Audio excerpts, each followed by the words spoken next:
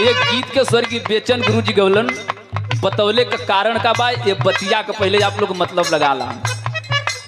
सब गीत अलग अलग बा लेकिन एक गीत में अपनी जिला का परिचय आ कम पढ़ल लिखल कवि आजकल हिंदी का जो PhD हुई वो ना लिख पाए। बाहर कवि की लेखनी गौलन का यार सुतल रहली सपन एक देखली मऊ सहरिया बदल गई। सुतल रहली सपन एक देखली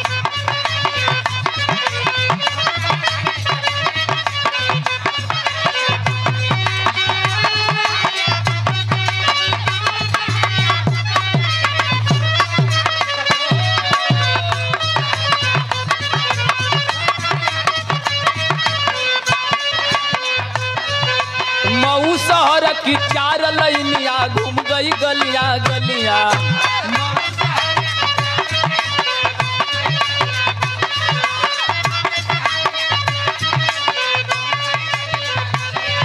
और यारे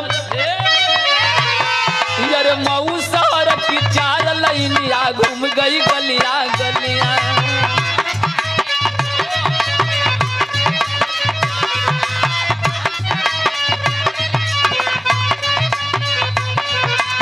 आजमगढ़ गाजीपुर जवनपुर चली गई एक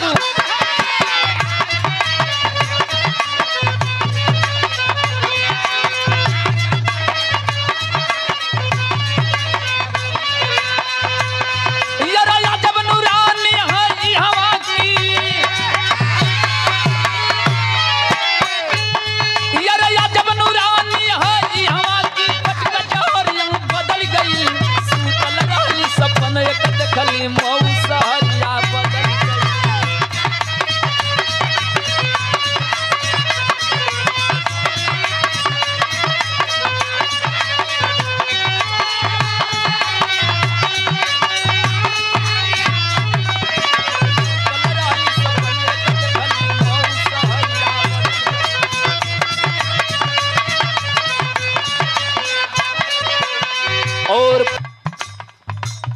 यार अरिया अरिया मंदिर मस्जिद टाउस नदी के धारा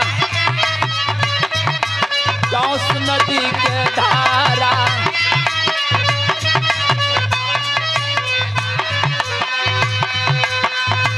हम एक गीतिया के ए बद गावत हैं कि आज भी कवि हुए आज भी गवैया हुए लेकिन तनी हाई शब्द देखबा आप लोग इस शब्द में कितना प्यार बा आ कितना भाव बा। यार अरिया अरिया मंदिर मस्जिद टाउस नदी के धारा।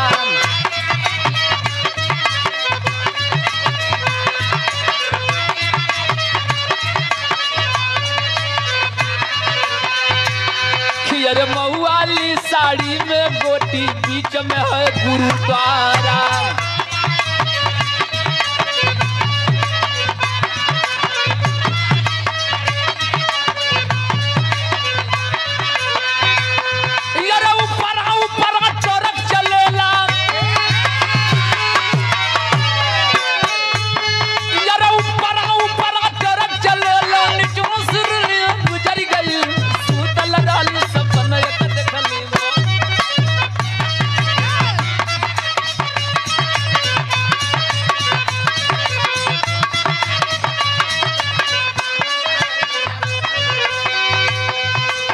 बीड़ी पी के धुआं उड़ावलू पान खाए लाल जमाना तोरे बा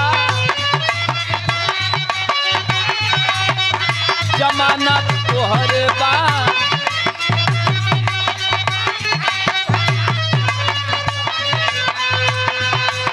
बीड़ी पी के धुआं उड़ावलू पान खाए लाल जमाना तोहरे बा। अरे अगल बगल में घोंसलू जमाना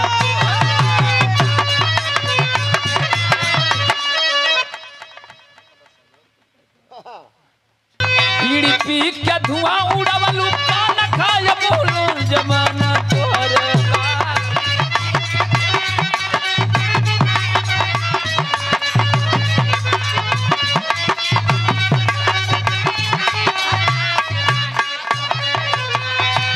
और 22 रुपयों का सम्मान ये आशीर्वाद है कलाकारी तो अपने आप में, हारमोनिया भी भैया बजावत हुए, कोर्स भी करत हुए।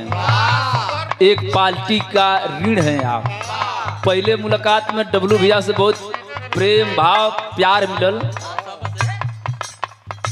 वैसे तो प्रेम सबसे बा, लेकिन बबलू भैया हमारे दिल में आप बसते हैं, हमारे गुरु के तुल्य हैं आप बबलू भैया का पैसा पाकर, इनाम पाकर, आशीर्वाद पाकर हम धन्य हो गए। आप बबलू भैया की तरफ से प्रयागराज की धरती से राम नमस्ते प्रणाम करता हूँ, आशीर्वाद का काम करता हूँ। पीड़ी पी के धुआं उड़ावलू पान खाया बोलूं जमाना तोरे बा।